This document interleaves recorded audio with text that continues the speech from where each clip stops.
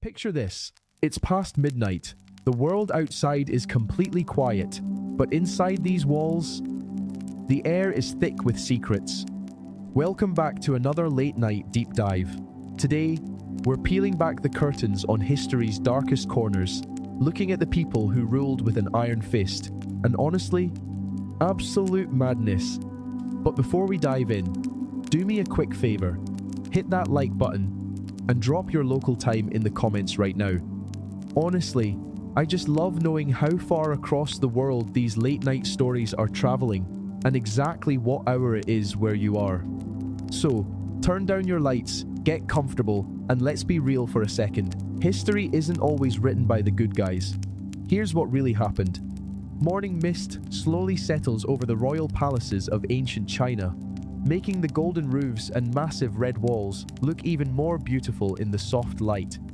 The courtyards stretch out in perfect symmetry, while servants carrying lacquered trays move silently through gardens filled with koi ponds, stone bridges, and plum trees heavy with blossoms. Somewhere nearby, you hear the soft ring of distant bells. Everything feels so peaceful. You'd almost believe there's no room for anger here. That illusion usually lasts about 3 minutes. Because behind these grand walls, Wu Zetian is waiting. She is the only woman in thousands of years of Chinese imperial history to officially rule as emperor in her own name. Not a queen consort standing next to a king. Not a queen mother whispering from the shadows, the emperor. And according to her enemies, she was absolutely terrifying. Picture yourself now, walking through the Tang Dynasty court, where appearances matter almost as much as power. Silk robes shimmer in saffron, emerald, and deep crimson, and the ceilings are decorated with dragons and clouds. Officials bow with perfect precision, while court musicians play soft melodies on stringed instruments. But behind all this beauty, there's a relentless competition. Every smile hides a calculated strategy. Every bow is a test of status. And every single conversation carries the risk of becoming a political weapon. A major historical fact accepted by scholars is this. Wu Zetian didn't start her journey as a ruler in the 7th century. She was just a low-ranking concubine to Emperor Taizong. In the beginning, in that massive royal court, she seemed relatively unimportant. But royal courts are like the ocean. Calm waters often hide dangerous creatures underneath. After Taizong died, tradition said that childless concubines had to retire permanently to Buddhist monasteries. Wu actually went to one for a short time. Most people probably assumed her political story was over right then and there. But they were wrong. Because fate, ambition, and palace secrets combined to create something much more dangerous. Taizong's son and successor, Emperor Gaozong, became obsessed with Wu Zetian and eventually brought her back to the court. This caused an instant scandal. Ancient Chinese court politics were already like a chessboard designed by skeptical philosophers. Bringing your father's former concubine back into the palace? That just turned the chaos up to 10. And Wu handled that chaos like a pro. Picture yourself now, going deep into the royal residence, where incense smoke slowly drifts through private rooms, decorated with jade carvings and silk embroidery. Maids are whispering behind their hands, while eunuchs carry sealed messages through the hallways. A bizarre detail of Tang court life shows just how exhausting palace life really was. Officials would sometimes spend hours, literally hours, memorizing exact formal movements just to approach the emperor correctly. Just imagine risking a political disaster just because you bowed at the wrong angle. Human civilization really does love its complicated and stressful rituals. Wu Zetian kept climbing higher in the court, and soon, the rumors about her rise started to spread like a fever. Rivals started to disappear. Accusations were whispered in every corner, and then, the most infamous story of her ascent came to light. The sudden death of her newborn daughter. According to accounts written later by her enemies, Wu blamed Empress Wang for the child's death, claiming that jealousy drove her rival to commit the act. This accusation shook the royal court to its core. Empress Wang was stripped of her power, and eventually, Wu herself became the new empress. But the story gets even darker. Some historians claim that Wu might have actually ended her own child's life just to frame her rival and clear her path to the throne. Scholars are still locked in a heated debate over this. Was it the truth, or was it just misogynistic propaganda created by later Confucian historians who were terrified of a woman in power? There's no smoking gun, no real proof, but the story survives because it perfectly reinforces the image of a woman who was willing to sacrifice anything for total control, even her own blood. Now look at yourself, walking through palace hallways lit by golden lanterns where guards in polished armor stand perfectly still next to carved wooden doors. Outside, the rain is tapping softly against the tiled roofs. Inside the royal court, the fear is slowly starting to rise.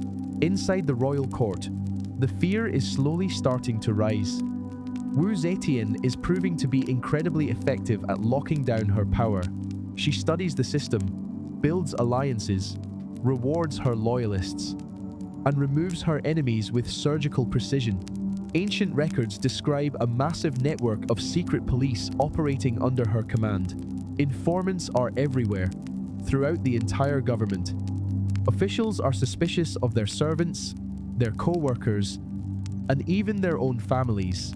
And let's be real, when public executions become a regular topic of conversation, that suspicion is pretty much justified. One historical fact is clear: Wu massively expanded the imperial exams. This gave talented commoners more opportunities in the government, instead of just relying on noble bloodlines. It's ironic that so many capable leaders benefited from reforms started by a ruler who was later remembered mostly for her cruelty. History is full of these uncomfortable contradictions. Imagine the exam halls now, packed with nervous scholars hunched over scrolls for endless hours while guards patrol silently nearby.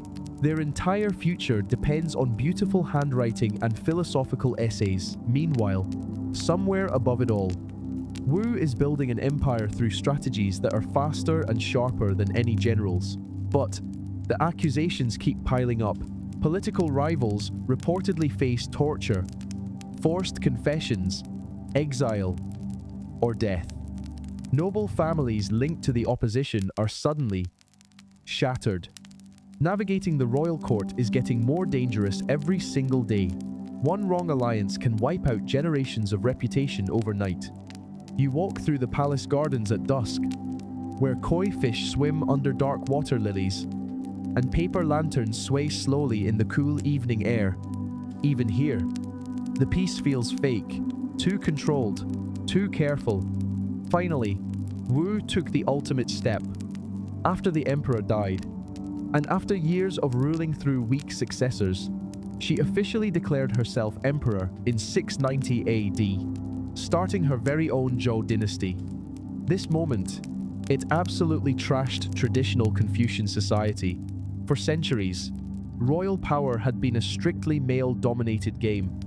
Wu didn't just break the rules, she set them on fire. And that's probably why future historians would never have a nice thing to say about her.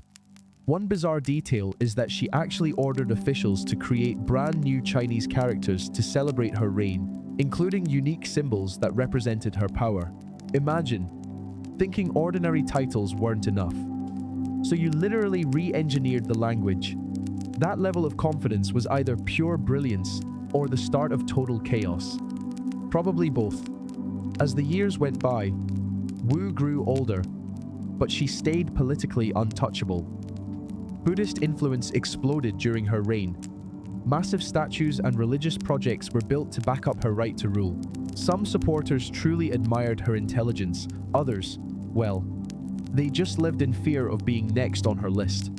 Scholars still argue today if Wu's reputation was unfairly trashed compared to male emperors, whose violence is usually just called good management. Almost every ancient ruler ended their rivals. That was just the job. But for some reason, history likes to add an extra layer of shame when a woman does it. Still, even her fans wouldn't call her kind. Picture the palace mood getting even heavier now. Aging officials are moving carefully through endless ceremonies, while rival groups are quietly prepping for the inevitable fight for the throne. Behind those silk curtains, the whispers are getting loud again. Eventually, illness breaks Wu Zetian's grip on power. Her enemies get their confidence back. In 705 AD, just before her death, officials forced her to step down. And right after, history started rewriting her story. Some accounts paint her as a brilliant reformer. Others describe her as a cold-blooded tyrant soaked in ambition. In reality, she was probably far more human and far more complicated than either version. You leave the royal palace now, under a falling evening snow, as the soft ring of bells echoes through the courtyards. But a much darker fire is burning somewhere else, because across the sea in England, another queen is waiting, surrounded by rising smoke and public executions, while terrified citizens whisper a new name in history, Bloody Mary. And just like that, another shadow from the past fades into the dark. But here's the thing, the worst monsters in history, they slept perfectly fine at night, while the rest of the world trembled. Makes you think, doesn't it? Anyway, that's enough heavy thinking for tonight. The sun is still hours away, and it's time to let your mind finally rest. If you want to keep drifting through these lost stories with me, make sure to hit subscribe so you don't miss the next chapter. But for now, close your eyes, sleep well, and I'll see you in the next midnight hour. Good night.